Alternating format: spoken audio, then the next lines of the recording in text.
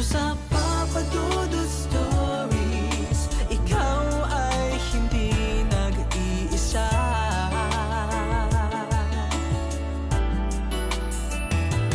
Dito sa Papa Dudut Stories, may nagmamahal sa'yo.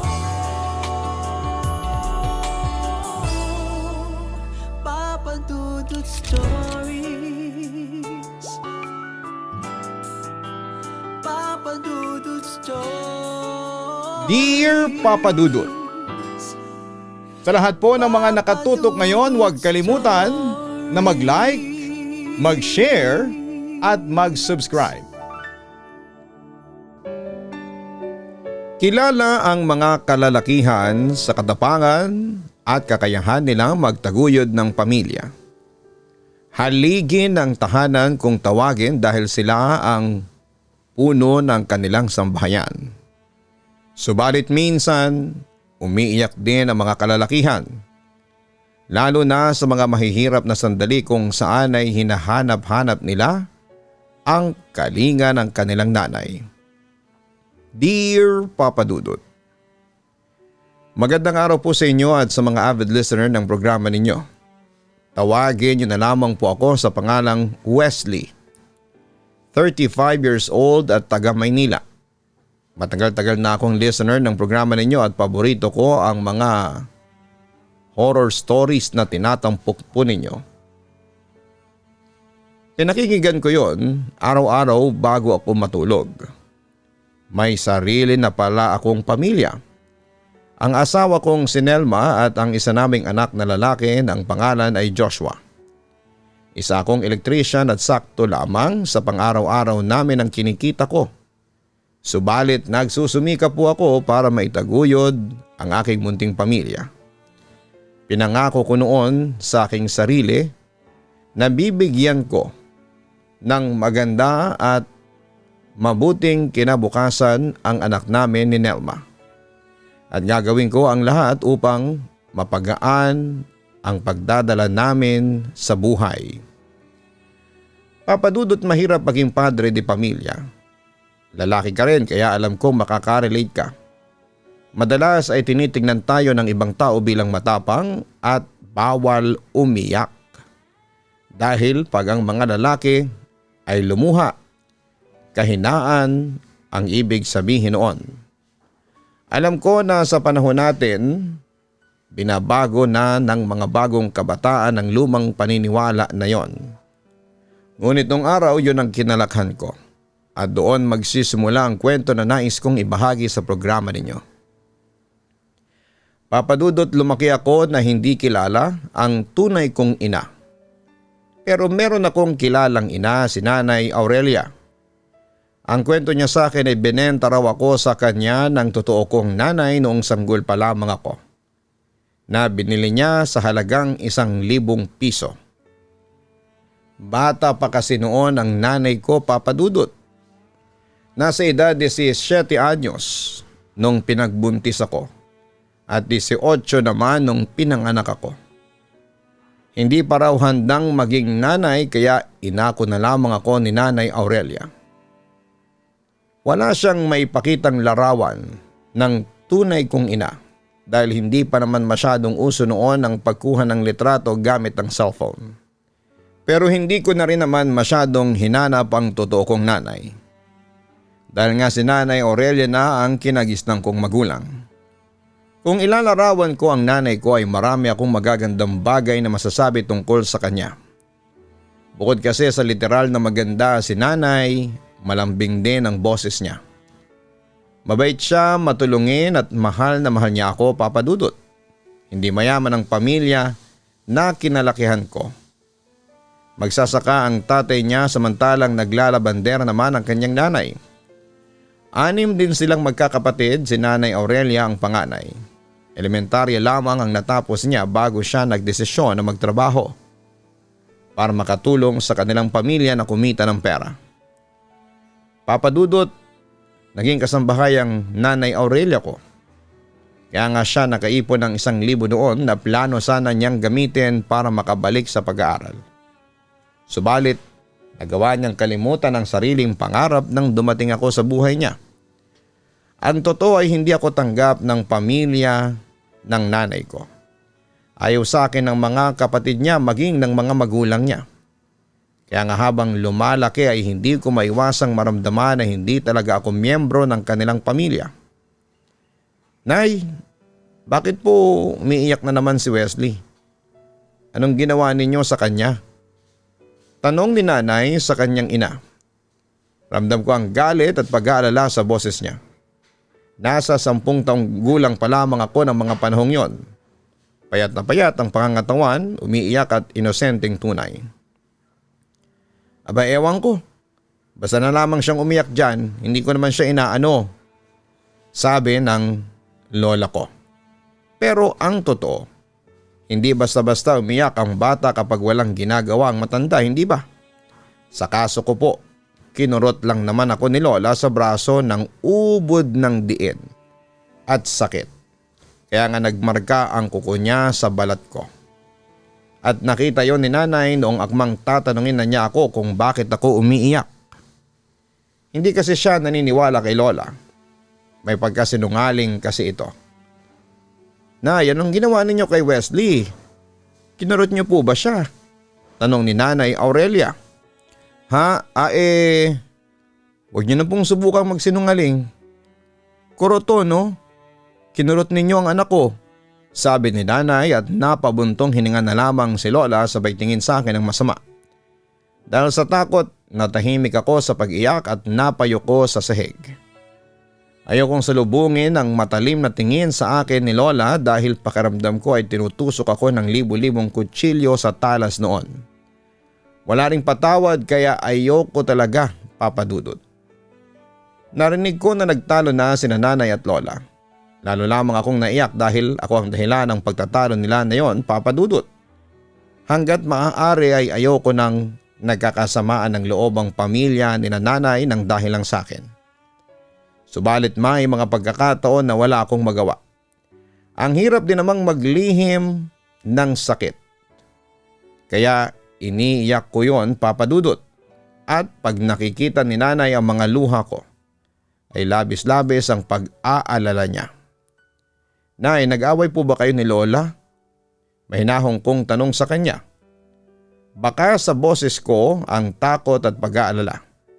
Pero agad din namang nawala ang mga damdamin na yon nung niyakap ako ni nanay sabay nginitian ng ubod ng tamis.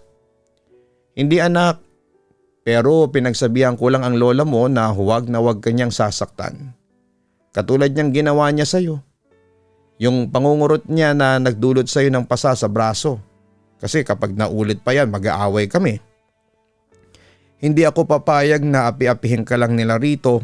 Anak, ramdam ko ang diin sa mga katagang binitawan ni nanay subalit andon yung yakap ng kanyang pagmamahal sa akin. Na para bang nagsasabi na hindi ko kailangang matakot dahil may nanay ako na handang magtanggol sa akin sa oras ng kagipitan. Ang sarap ng may nanay, nasabi ko na lamang sa aking sarili. Papa Dudut, hindi pa rin naman naging magaan ang buhay ko kasama ang pamilya ni Nanay Aurelia. Lalo na't nangangailangan siyang umalis para mamasukan sa malayo. Bali 2 beses na lamang siya sa 1 buwan kung umuwi sa bahay namin. Pero kapag nangyayari na yon ay sinisigurado niyang sinusulit namin ang bawat sandali. Nay, hindi po ba pwede na sa susunod wag na lang kayong umalis? Tanong ko kay nanay. May kasama yung lungkot, Papa Dudut at lambing. May halo ring pag-asa na sana'y maisipan niyang hindi na lumisan pa. Pero noong umiling siya ay bumagsak ang aking balikat.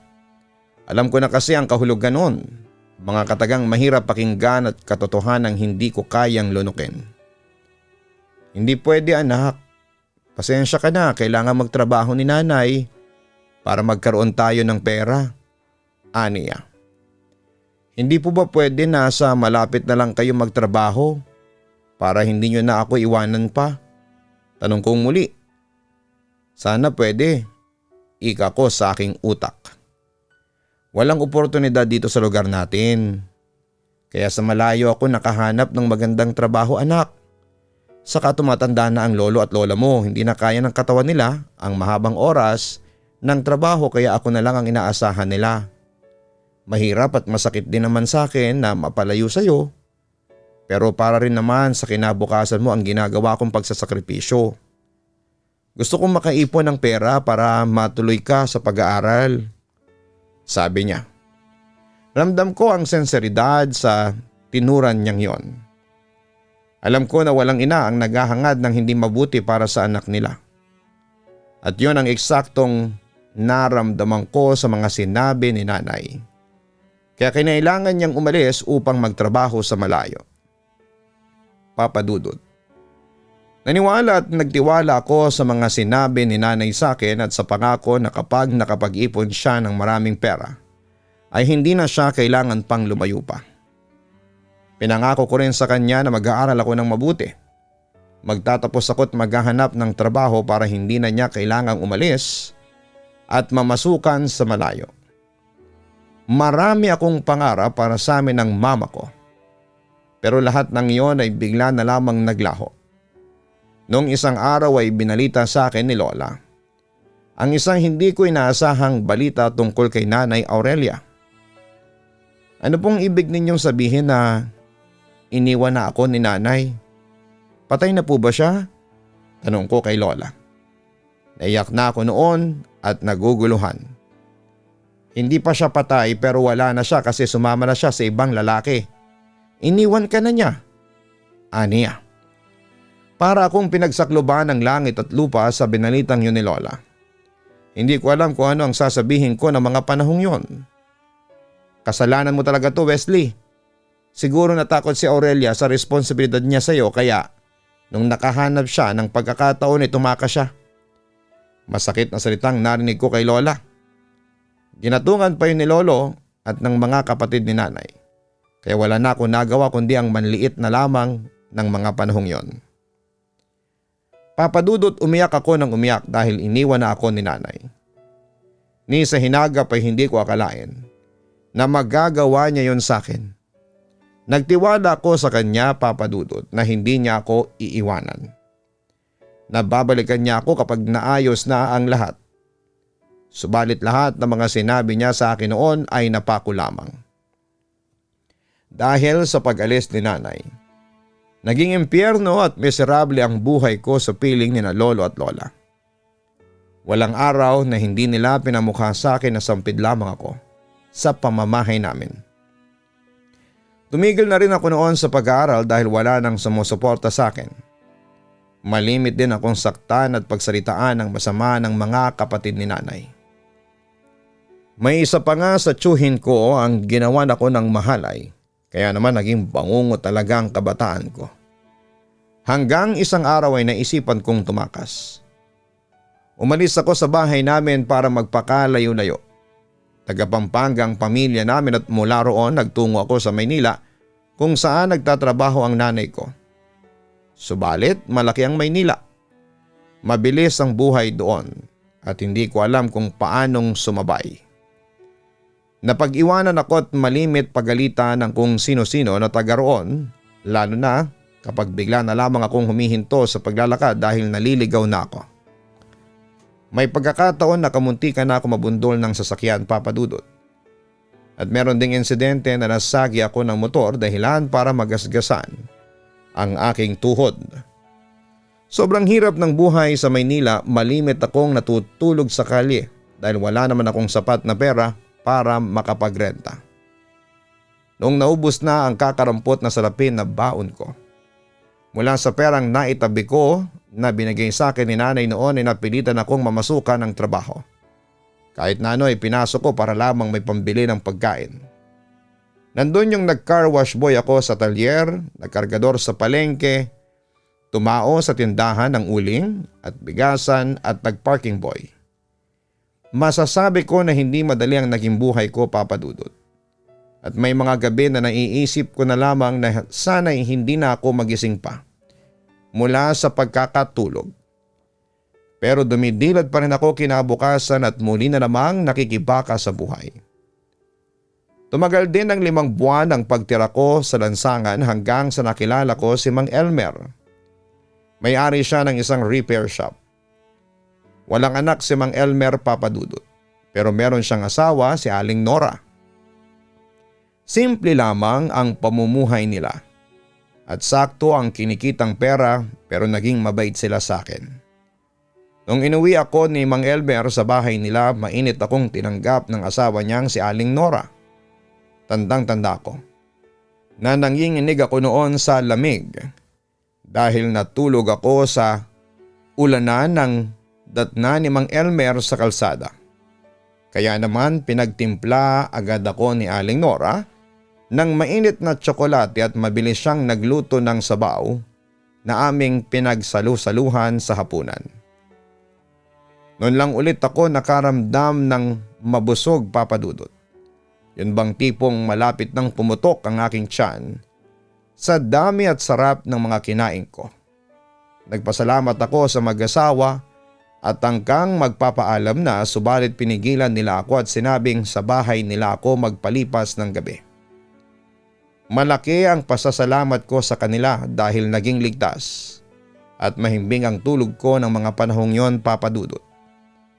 Tapos hindi na ako umalis sa poder ni Mang Elmer at Aling Nora. Tinuring na nila akong parang tunay na anak. Pinag-aral din nila ako ni Mang Elmer kahit na ayaw ko na sana. Dahil nahihiya na ako at para sa akin ay labis-labis na ang kabutihang loob niya.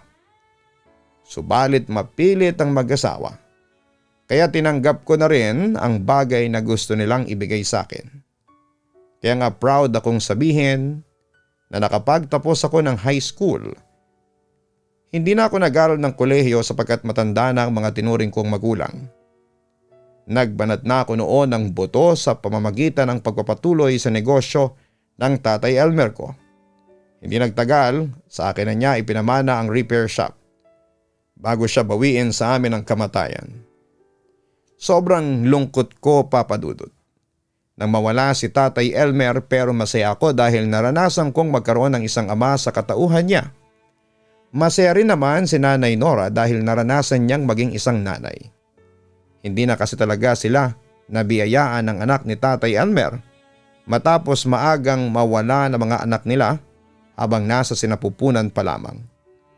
At bilang ganti ay inalagaan ko ang Nanay Nora ko hanggang sa dumating yung araw na sumakabilang buhay na rin siya. Papa Dudut, naisip ko pa rin si Nanay Aurelia ng mga panahong yon.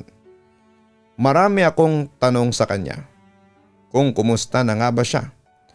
Anong buhay ang meron siya at kung bakit kailangan niya akong iwanan.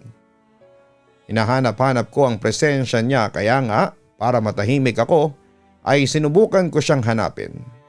Hindi nagtagal ay natagpuan ko naman siya sa bandang Valenzuela.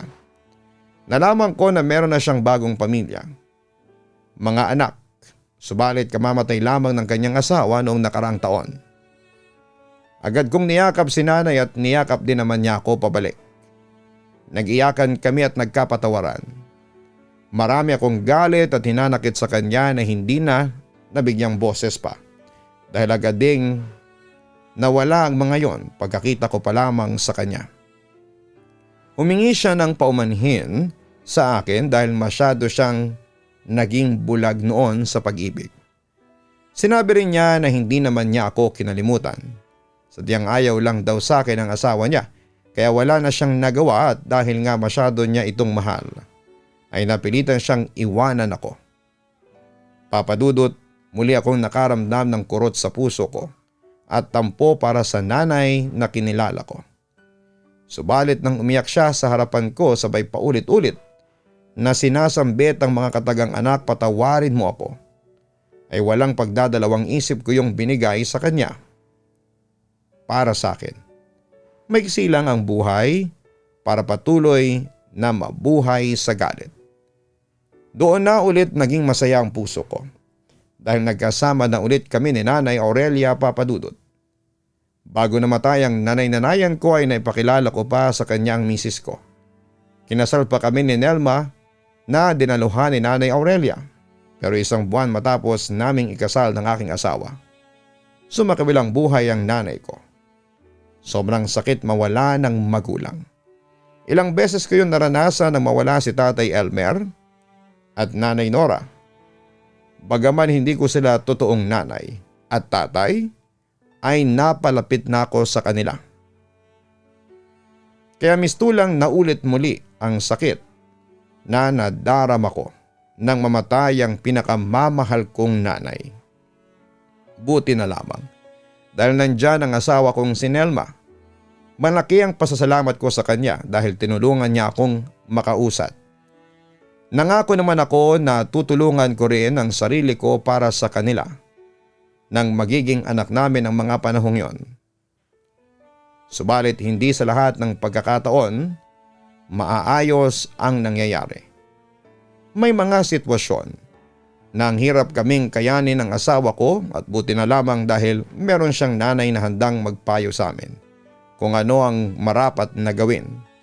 Ang nanay din ni Nelma ang naging takbuhan niya at naisip ko noon kung buhay lang sana ang mga nanay ko, meron din akong mahihinga ng payo. Isang gabi na panaginipan ko si Nanay Aurelia.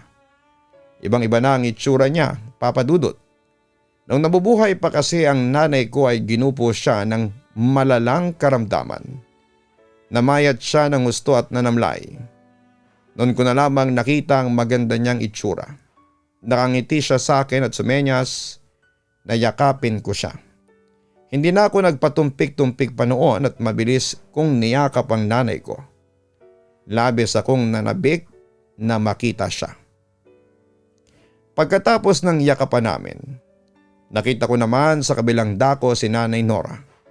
Tulad ni Nanay Aurelia, mabilis akong nagtungo sa kinakaroonan ni Nanay Nora para bigyan siya ng mahigpit na yakap.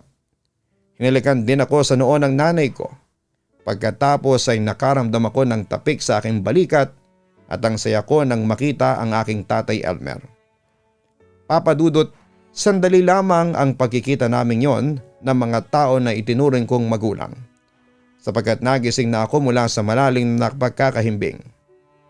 Alalang-alala pa nga noon si Nelma dahil kanina niya pa akong niyuyugyog, subalit hindi raw ako nagre-response. Natakot ang asawa ko para sa kaligtasan ko, lalo na't may sakit din ako bago ako natulog ng gabing yon. May lagnat ako, Papa Dudut, dahil naambunan ako. Pero noong nagising ako ay himalang umayos na ang aking pakiramdam. Ewan, pero sumaya ang puso ko ng mga panahong yon. Pakiramdam ko ay malaki ang naitulong ng yakap ng mga nanay ko at ni Tatay Elmer sa akin upang lumakas ang loob ko na harapin ang buhay at magpatuloy kasama ang pamilya ko.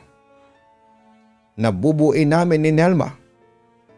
Nung kinuwento ko ang mga napanaginipan ko sa misis ko, natuwa siya at sinabi na baka nag-aalala raw sa akin ang mga magulang ko sa kabilang buhay. Kaya naman binisita nila ako sa aking panaginip. Sa kasalukuyan ay namimiss ko pa rin sina Nanay Aurelia, Nanay Nora at Tatay Elmer. Pero pag nakakaramdam ako ng pangungulila sa mga magulang ko, nagdarasal lamang ako.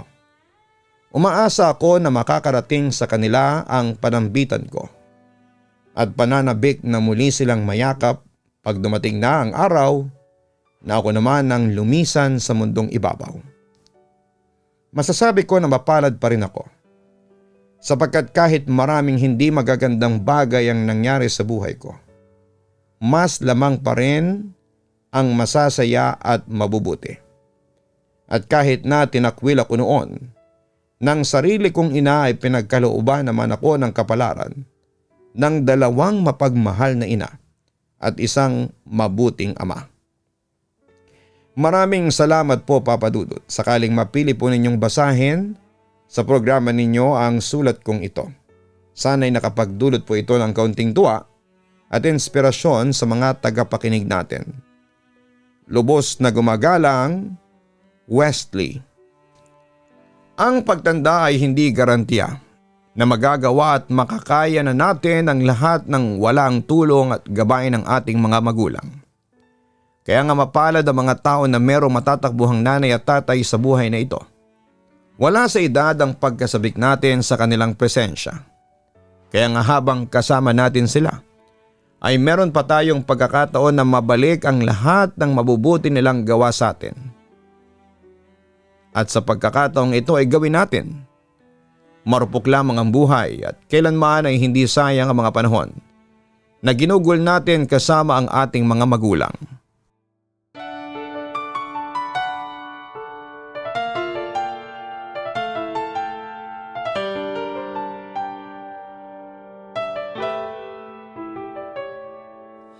Ang buhay ay mahiwaga,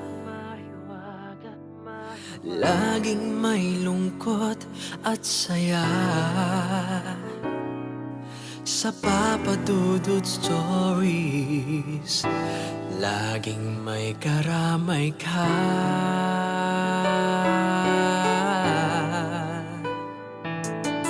Mga problemang kay bigat,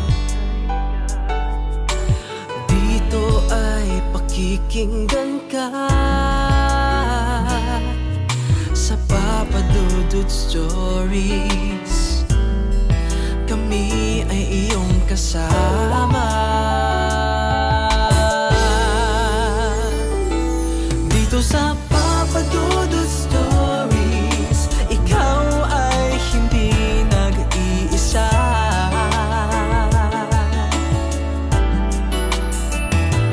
Dito sa Papa Dudut Stories, may nagmamahal sa'yo. Papa Dudut Stories,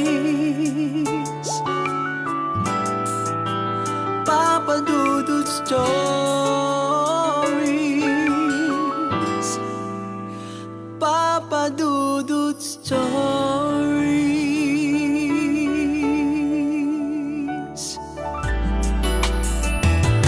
Dito sa Papa Dudut Stories, may nagmamahal sa'yo.